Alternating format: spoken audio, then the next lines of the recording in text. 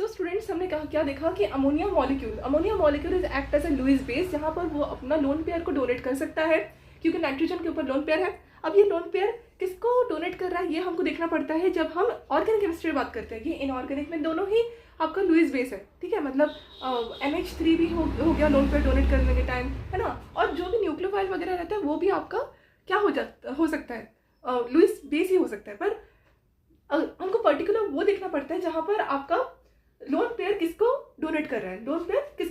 अगर वो lone pair hydrogen ion को पर्टिकुलर डोनेट कर रहा है, मतलब यहाँ पर क्या हो रहा है, आपका लोन पेयर और हाइड्रोजन आयन के बीच में आपका बॉन्ड बन रहा है, ठीक है। अब जब बॉन्ड बनेगा तो NH4 पॉजिटिव आ जाएगा। क्यों? क्योंकि नाइट्रोजन अपना एक लोन पेयर दान करके जो नाइट्रोजन की बॉन्डिंग दिखेगी वो कैसे दिखेगी, N आपका ऐसे रहेगा, एक हाइड्रोजन ऐसे रहेगा, एक H ऐसे, एक H ऐसे। यहाँ पर आप अगर नाइट्रोजन का फॉर्मल चार्ज काउंट करोगे तो नाइट्रोजन में 5 वैलेंस इलेक्ट्रॉन्स रहते हैं, -4 कर दीजिए तो इतना आ जाएगा +1। तो +1 आपका क्या है, नाइट्रोजन का वैलेंस, नाइट्रोजन का फॉर्मल चार्ज, ठीक है। सो नाइट्रोजन का फॉर्मल चार्ज अगर +1 है मतलब अमोनियम आयन में आपका प्लस चार्ज आता है, ठीक है। अच्छा, अब मैं आपको बता देती हूँ कि फर्स्ट वाला जो आपका एग्जांपल था which is sodium to sodium ion conversion, ये आपको कहाँ बनता है, कहाँ देखा जाता है, आयनिक बॉन्डिंग में। और यहाँ पर आपका जो ऑक्टेट रहता है वो सोडियम आयन का कंप्लीट रहता है। क्या रहता है, सोडियम आयन का ऑक्टेट कंप्लीट रहता है। मैंने दिखाया ना, यहाँ पर आप काउंट करो, ऑक्टेट है 6, 7, 8, ये वाला शेल देखिए, last shell is octet completion rule.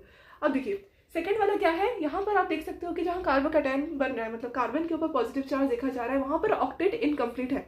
Octet incomplete का मतलब ये है कि यहाँ पर 8 मतलब ऑक्टेट को कंप्लीट नहीं कर रहा है, यहाँ पर अपने वैलेंस इलेक्ट्रॉन्स 6 है, ठीक है, लास्ट शेल में 6 है। अच्छा, थर्ड वाला आप एग्जांपल देखिए, यहाँ पर आप देख सकते हो कि ये कोऑर्डिनेट बॉन्ड बना रहा है, मतलब नाइट्रोजन अपना लोन पेयर डोनेट कर रहा है H+ को, मतलब यहाँ पर कोऑर्डिनेट बॉन्ड बन रहा है, ठीक है। और कोऑर्डिनेट बॉन्ड बनने के टाइम यहाँ पर नाइट्रोजन का जो प्लस चार्ज आ रहा है वो नाइट्रोजन का है, पर नाइट्रोजन स्टिल अपने वैलेंस इलेक्ट्रॉन्स को लॉस नहीं कर रहा, ठीक है, मतलब नाइट्रोजन का ऑक्टेट कंप्लीट है, ठीक है, मतलब वो बाहर नहीं जा रहा टूट के।